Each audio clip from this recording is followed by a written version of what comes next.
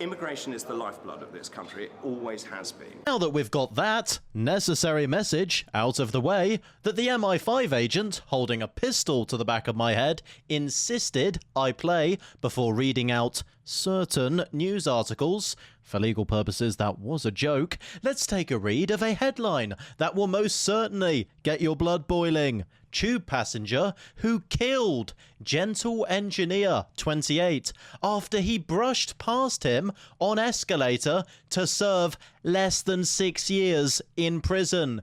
I am speechless. Simply speechless. Deportation should be a mercy for this violent scumbag whose continued existence in this country does nothing except put the British public at further risk. In reality, we should have the death penalty in this country for people who commit such disgustingly violent acts. So, what actually happened then? Well, both men had been travelling on the same eastbound Jubilee line, but there had been no interaction in the lead up to the attack. Samuel Winter got off the train and walked up the escalator, accidentally brushing past Miles on his way past. Raheem Miles, good old British name, became violently enraged by this and started following behind Samuel, yelling abuse. Miles caught up, grabbing Samuel from behind, ripping his top in two and pulling him close.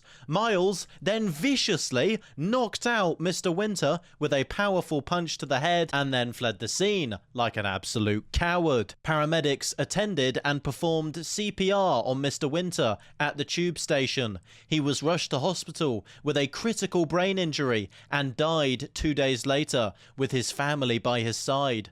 Judge Benedict Kelleher sentenced Miles to 8 years imprisonment. Yes, just 8 years, but it gets worse, because he will serve less than 5.5 years in prison before he will be eligible for parole. So, thanks to our amazing justice system, this utter lunatic might be back on the streets in less than 5.5 years, when really he should be deported out of this country at the very least.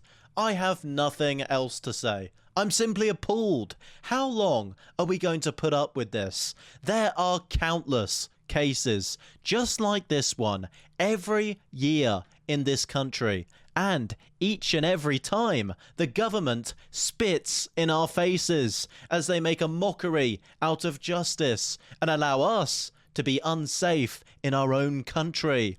When are we going to stand up and say enough is enough?